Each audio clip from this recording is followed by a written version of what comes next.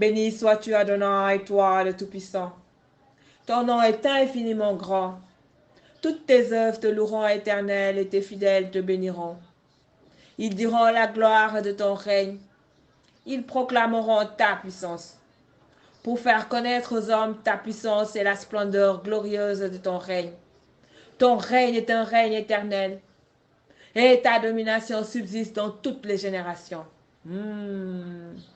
Béni sois-tu, Seigneur Jésus, toi le seul Maître à qui tout pouvoir a été donné dans le ciel et sur la terre. Règne dans nos vies, berger. Défends-nous quand le diable nous accuse, toi notre avocat. Bénis-nous, toi le Fils du Dieu très haut. Béni sois-tu, Saint-Esprit du Dieu vivant. En ce temps de Pentecôte, souffle le feu divin dans nos vies. Oui, brûle en nous tout voile qui nous empêche de voir la gloire de Dieu. Paix à toi, enfant de Dieu, car c'est ce que tu es, toi qui m'écoutes. Que la lumière de Dieu soit là où tu es maintenant au nom de Jésus-Christ. Qu'elle vienne chasser toute forme de ténèbres qui te fait pleurer, qui t'empêche de dormir la nuit,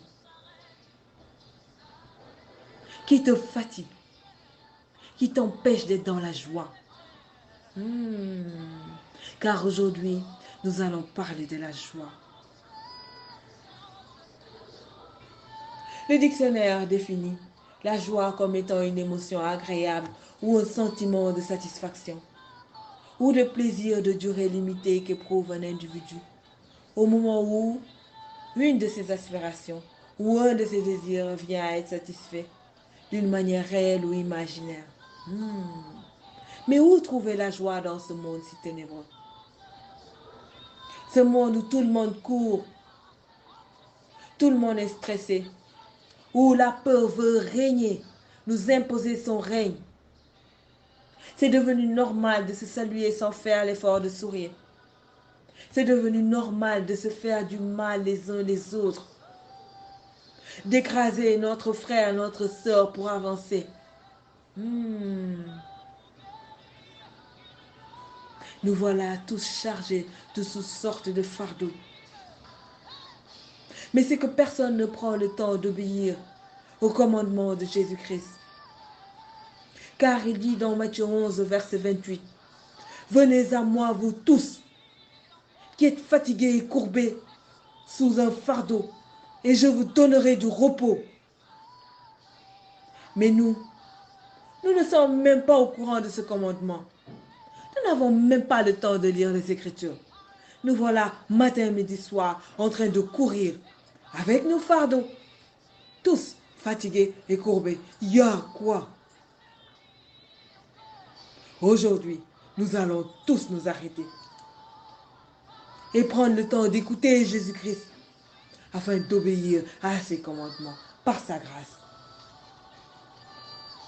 et aller déposer à ses pieds tous ces fardeaux lourds que nous portons. Oui, toutes ces difficultés qui nous rendent fous, folles. Toutes ces situations dont on ne sait pas comment les changer. Et nous remplir de son Esprit Saint. Et de courir à la fontaine de la joie où Jésus-Christ nous invite. Spirituellement, la joie est un fruit de l'Esprit, nous révèle Paul dans le Galates 5 au verset 22. Car il dit, mais le fruit de l'Esprit c'est l'amour, la joie, la paix, la patience, la bonté, la bénignité, la fidélité. L'heure est donc venue pour chacun de nous arrêter pour vérifier les fruits que nous portons. Car ils vont nous révéler la qualité de l'arbre que nous sommes. Après sa vie, Jésus-Christ aurait pu monter au ciel et nous y observer en train de nous débattre contre les ténèbres de ce monde. Mais dans sa grande miséricorde, il nous a envoyé le Saint-Esprit, qui est la nouvelle sève qui coule à l'intérieur de chacun de nous et nous donne la chance aujourd'hui de porter du bon fruit, comme la joie. Si la joie est un fruit de l'esprit, il semble évident que pour être joyeux comme un bon chrétien, il faut être rempli du Saint-Esprit. De nous-mêmes, nous ne pouvons pas être joyeux. Car la joie appartient à Dieu et il la vend. Oui, il la vend. Elle coûte de prendre de son temps pour demeurer dans sa présence divine. Elle coûte de prendre de son temps pour le louer, lui, le grand roi. Elle coûte de prendre de son temps pour méditer jour et nuit sa parole. La joie, elle a un prix. Mais toutes ces joies éphémères que nous produisent le monde ne nous donnent pas accès à la joie parfaite dont parle Jésus-Christ. La vraie joie est en Jésus-Christ. Quand j'étais jeune, nous avions à la maison un citronnier qui produisait des citrons très acides. Alors, mon père coupa une branche du mandarinier qui poussait juste à côté et qui produisait de bons fruits et la greffa dans le citronnier et versa du miel à ses pieds. Voilà, notre citronnier commença à produire beaucoup de fruits. Mais cette fois-ci, c'était de gros citrons sucrés. Il y en avait tellement qu'il les mettait dans des baignoires et les déposait à la porte de la maison pour les passants. Fallait voir le sourire des femmes enceintes. Elles étaient bien heureuses d'avoir du citron. Encore tout sucré. Mais toi aussi, tu peux changer la qualité des fruits que tu portes en changeant l'esprit qui habite en toi. Oui, il faut changer la sève qui circule à l'intérieur de toi. Oui, l'heure est venue pour toi d'être un sarment bien connecté au sceptre qui est Jésus-Christ, afin de porter de beaux fruits. En discutant avec moi, les difficultés de son foie, une de mes amies se mit à pleurer en m'expliquant qu'elle n'arrive pas à pardonner ce que son mari lui a fait il y a 10 ans. Ça lui remonte toujours. Et ça la rend aigrie. Elle pose toujours des actes qui montrent son manque d'amour pour son mari. Elle veut changer, mais elle ne peut pas changer. Elle a toujours mal. Mais je lui ai répondu, c'est que depuis 10 ans, tu n'as pas changé la sève qui coule à l'intérieur de toi. Ne t'étonne pas de porter toujours les mêmes fruits. Il est l'heure de se connecter à Jésus-Christ, afin que la mort même ne survienne pas. Car le vigneron, lui, n'est pas sentimental et il veut une belle vigne. Et quand il passe et qu'il aperçoit un sarment qui est en train de sécher, il la coupe et la jette. Il y a urgence de se connecter. Oui, il y a urgence de se connecter au vrai sceptre qui est Jésus-Christ. Car il dit dans Luc 15, je suis le vrai sceptre et mon Père est le vigneron. Tout sarment qui est en moi et qui ne porte pas de fruits, il le retranche. Et tout sarment qui porte du fruit, il l'émonne, afin qu'il porte encore plus de fruits. Déjà, vous êtes purs, à cause de la parole que je vous ai annoncée. Demeurez en moi, et je demeurerai en vous. Comme le sarment ne peut de lui-même porter du fruit, s'il ne demeure attaché au cep, ainsi vous ne le pouvez non plus, si vous ne demeurez en moi. Je suis le cep, vous êtes les sarments. Celui qui demeure en moi et en qui je demeure porte beaucoup de fruits. Car sans moi, vous ne pouvez rien faire, dit Jésus-Christ. Si quelqu'un ne demeure pas en moi, il est jeté dehors, comme le sarment, et il sèche. Puis on ramasse les sarments et on les jette au feu et ils brûlent.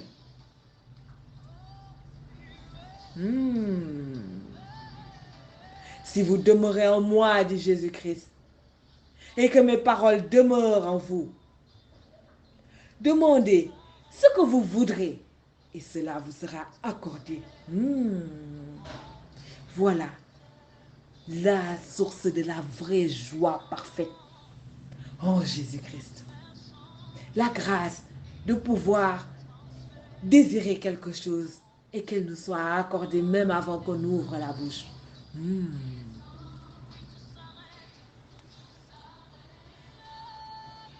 Connectons-nous au sceptre qui est Jésus-Christ. Il dit encore, si vous portez beaucoup de fruits, c'est ainsi que mon Père sera glorifié et que vous serez mes disciples. Waouh! Que le Saint-Esprit qui habite en toi se lève et inonde ta vie maintenant et te donne de devenir un bon disciple de Jésus-Christ qui glorifie Dieu par la qualité des fruits qu'il porte en son nom. Viens, nous allons aller dans Luc 5. Toi qui aimes la parole de Dieu, toi qui es amoureux de la parole de Dieu. Regarde ce qu'il dit. Comme Jésus se trouvait auprès du lac de Génézareth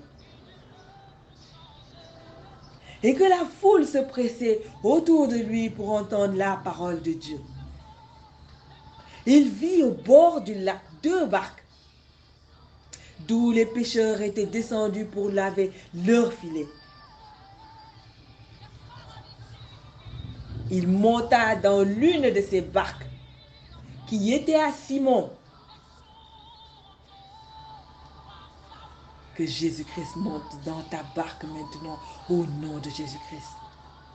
Et l'Esprit continue en disant, et il le pria de s'éloigner un peu de terre. Puis il s'assit. Et de la barque, il enseignait la foule. Que chaque fois que tu lis la Bible, Jésus-Christ, par son Esprit Saint, t'enseigne, te donne des révélations. Alors l'Esprit continue en disant, lorsqu'il eut cessé de parler, il dit à Simon, avance en eau profonde et jetez vos filets pour pêcher. Alors Simon lui répondit, Maître, nous avons travaillé toute la nuit sans rien prendre, mais sur ta parole, je jetterai le filet.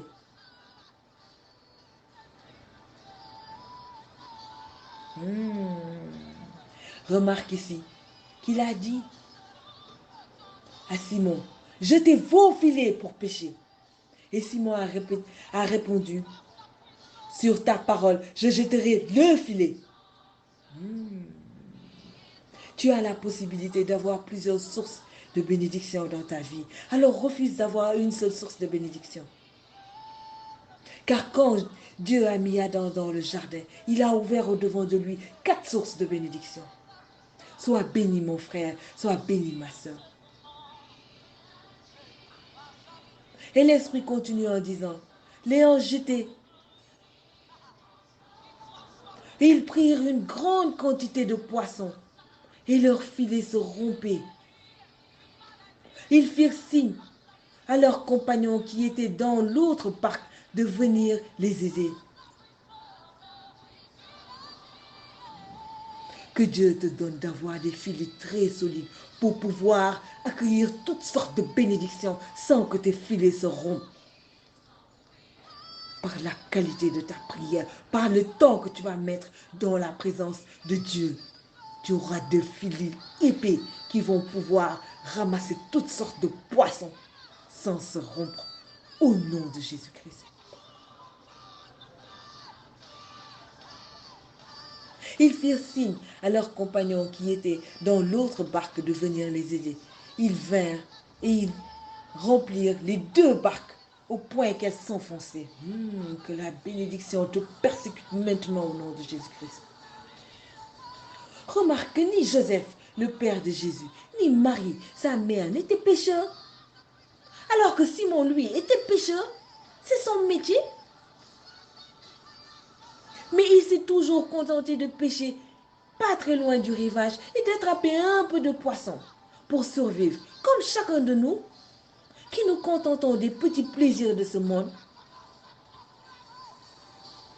Des belles voitures, des belles villas, un beau mari, une belle femme. C'est des plaisirs éphémères. Mon ami, ça, ce n'est pas ce qui te produit la vraie joie.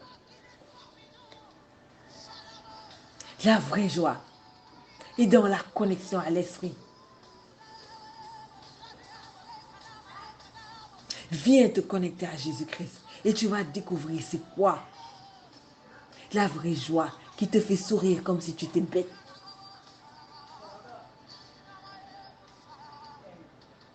L'heure est venue pour toi d'obéir à Jésus qui te demande d'avancer en eau profonde. Mais c'est risqué avec ta barque d'avancer en eau profonde sans lui. Attention, il faut qu'il soit dans la barque pour que tu puisses avancer en eau profonde. Car c'est dangereux.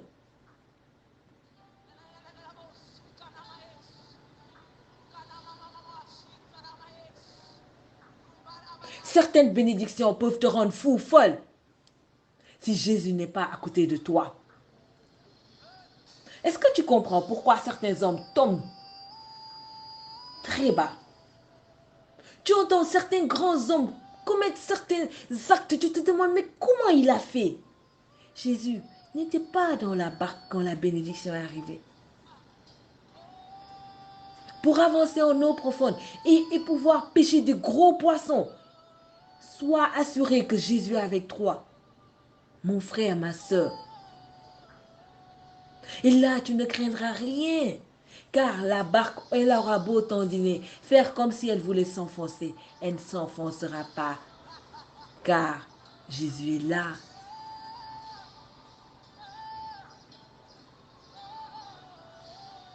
Et c'est en eau profonde seulement que tu pourras pêcher de gros poissons. Symbole de grande bénédiction. Est-ce que tu as un salaire de 100 000 et qu'on vient t'offrir une belle voiture que ton salaire ne peut pas acheter? Jésus est là. C'est le fruit de tes prières. C'est signe que tu es en eau profonde et que les poissons courent vers toi, les gros poissons courent vers toi et que ton filet est assez solide pour les retenir. Ils ne seront pas.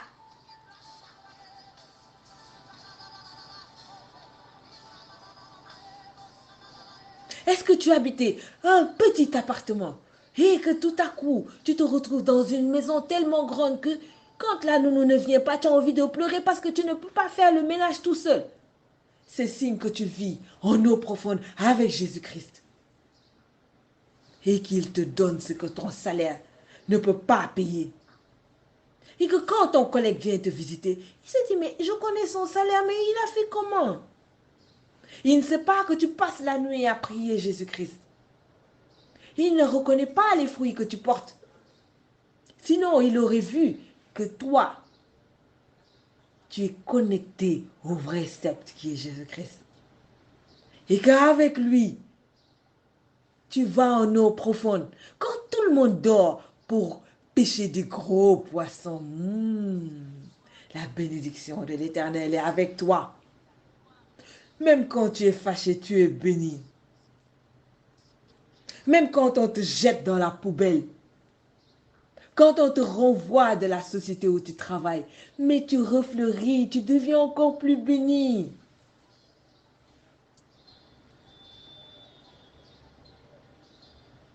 C'est là que tu peux sourire devant le mal que les gens te font, comme si tu es bête. Parce que tu es sûr de qui tu es. Tu marches avec assurance, même quand tu vois les gens se battre pour prendre ta bénédiction. Tu souris parce que tu sais qu'ils ne pourront même pas supporter ta bénédiction parce que leur filet est trop mince. Toi, ton filet est très solide. Alors tu souris.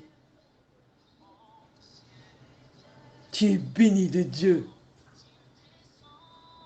Et ceux qui sont bénis de Dieu comme toi, qui marchent dans la lumière de Dieu comme toi, quand ils te voient, ils te reconnaissent.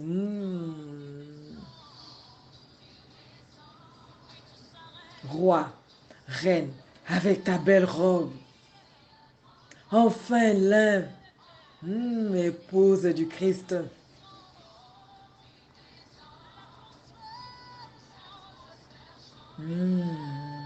C'est beau.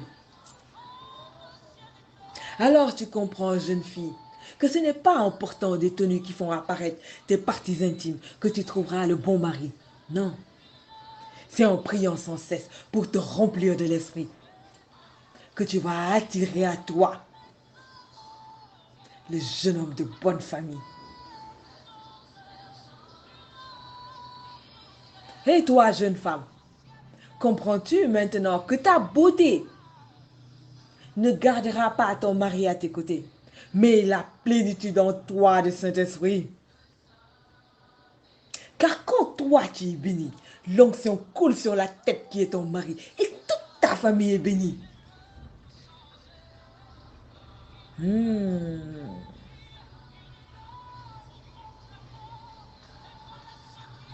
Une belle femme s'imaginait qu'avec sa beauté, elle pouvait garder son mari. Alors elle passait son temps à bien s'habiller et à se pouponner tous les jours. Mais un jour, elle fut surprise d'entendre que son mari avait épousé une autre femme. Alors elle se mit en colère et demanda le divorce. Elle épousa après 2 autres hommes et divorça aussi. Mais un jour, j'ai eu la chance qu'elle était à côté de moi pendant quelques heures. Et je lui ai fait parler en lui demandant, pourquoi, c'est quoi le problème? Pourquoi tu n'arrives pas à garder des relations amoureuses? Qu'est-ce qui ne marche pas dans ton système? Elle me parla des millions qu'elle investit chez le marabout pour garder pourtant ses mariages, qui débutent toujours bien, mais qui se terminent toujours mal. Est-ce que tu comprends qu'elle n'est pas connectée au vrai sceptre qui est Jésus-Christ? Et qu'elle est un sarment sec qui brûle dans le feu de l'épreuve? Pourquoi?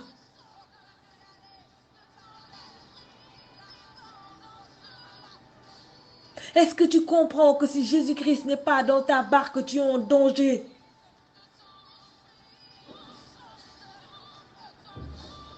Le mariage doit être quelque chose qui est connecté à l'esprit. Car c'est une institution divine. Tu ne peux pas y réussir sans celui qui l'a créé. Et toi, homme qui fais du business, sais-tu que la présence du Saint-Esprit peut attirer à toi de gros clients que tu n'as même pas démarché? C'est alors que tu pourras sourire comme si tu as perdu le sens de la normale en voyant un client inconnu t'apporter un gros marché sans demander même de dessous de table. Alors tu pourras rentrer dans ta chambre et danser pour le Saint-Esprit et le louer.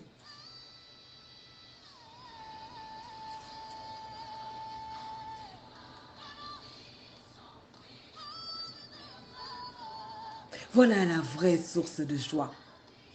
Quand dans la présence de Jésus-Christ, toutes sortes de bénédictions viennent à nous en son nom.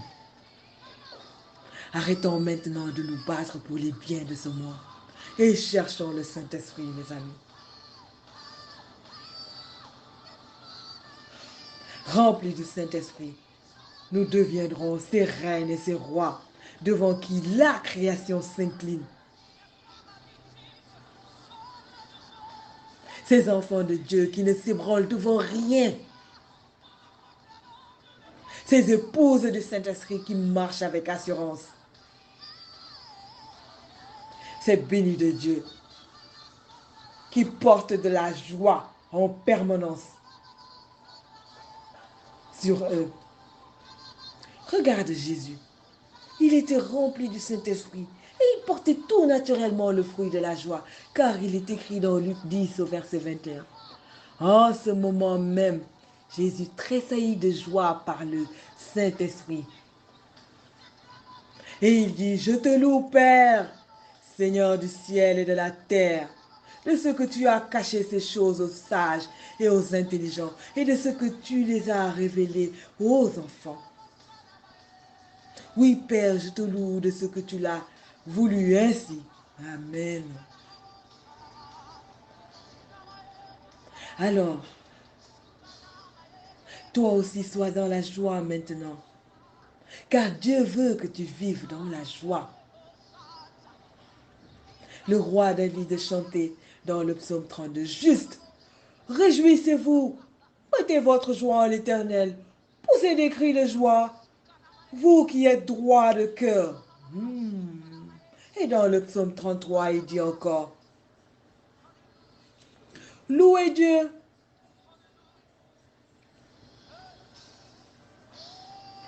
vous tous qui êtes justes, acclamez l'Éternel, car il convient aux hommes droits de le louer.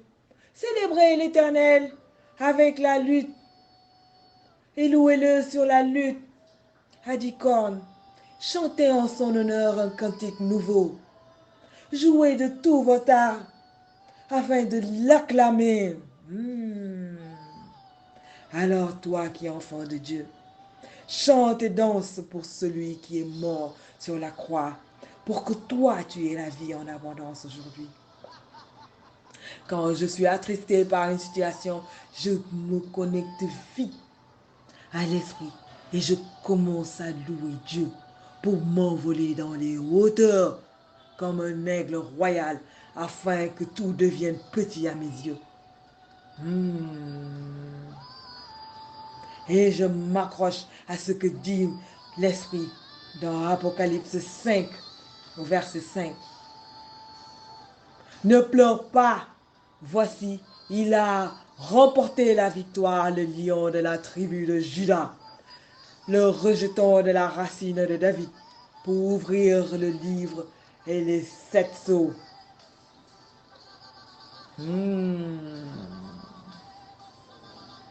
Un message pour toi aussi, mon frère, ma soeur. Ne pleure plus. Et loue ton Dieu. Car le lion de la tribu de Juda est là. Juda signifie louange. J'appelle ça me fortifier dans le Seigneur, car la joie du Seigneur devient ma force alors. L'heure est venue pour moi de prier pour toi, mon frère, ma soeur, qui a pris le temps d'écouter cet audio.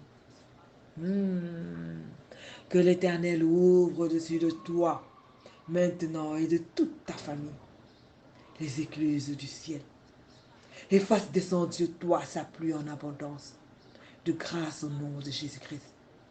Que le Saint-Esprit te remplisse maintenant et te donne de porter tous les fruits de l'Esprit au nom de Jésus-Christ.